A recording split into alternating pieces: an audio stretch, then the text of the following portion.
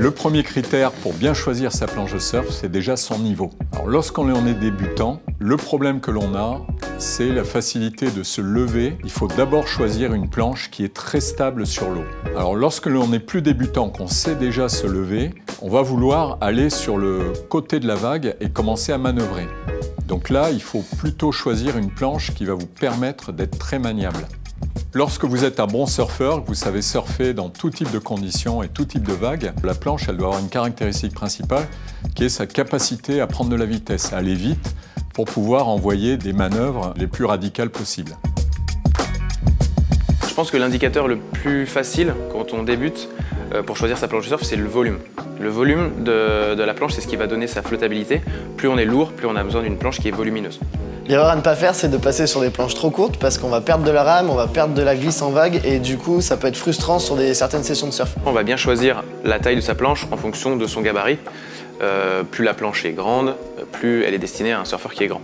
Et à contrario, ce qu'il ne faut pas faire non plus, c'est de vouloir passer sur des planches qui sont trop grandes.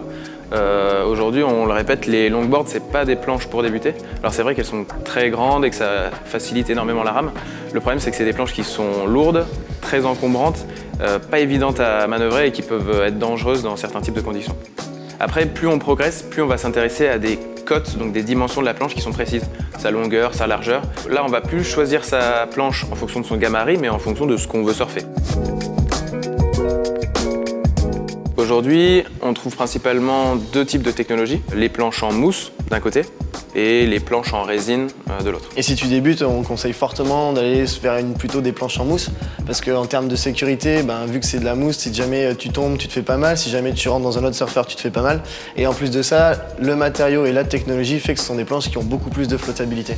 Une fois qu'on a pris un peu de niveau, c'est-à-dire qu'on sait se lever sur la planche, tourner, prendre la vague en gauche ou en droite, on peut s'orienter vers des planches en époxy. La résine époxy, elle va faire des planches qui sont un petit peu plus raides, mais qui vont mieux vieillir dans le temps. Mais il reste aussi la gamme mousse. Si jamais le surfeur se sent pas encore à l'aise et qu'il a besoin de encore cet aspect sécuritaire, voire même de flottabilité, on peut toujours prendre une planche en mousse, justement pour un surf un peu plus facile, mais qui reste quand même maniable et qui aide à la progression.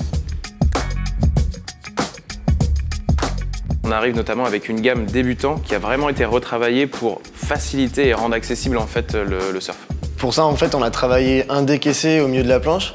La première fonction de ce décaissé, c'est déjà de favoriser un positionnement ultra intuitif, c'est-à-dire que le surfeur, quand il va monter sur sa planche, tout de suite, il est guidé et il va se mettre au bon endroit.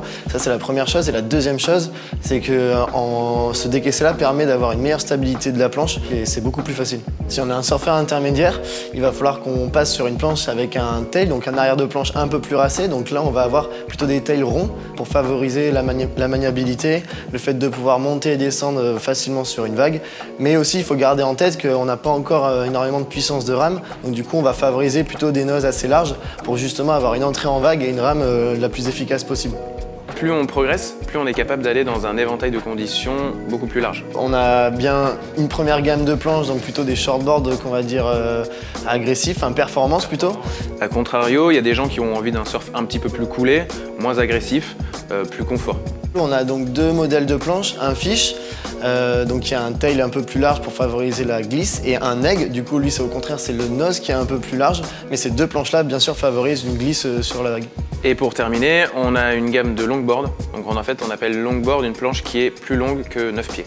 Dans cette gamme-là aussi, on peut trouver son compte entre des longboards performance pour vraiment venir faire des manœuvres radicales ou des planches un petit peu plus traditionnelles, plus longues, où on peut faire du nose riding, donc je marche sur la planche jusqu'à arriver au bout et me faire glisser sur la vague.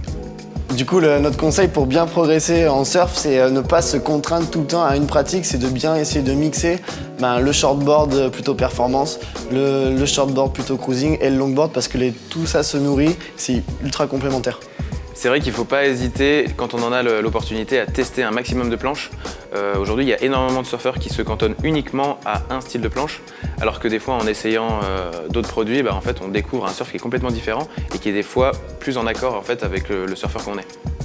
En résumé, pour choisir votre planche de surf, les critères importants vont être votre niveau, votre gabarit, le type de construction et le shape.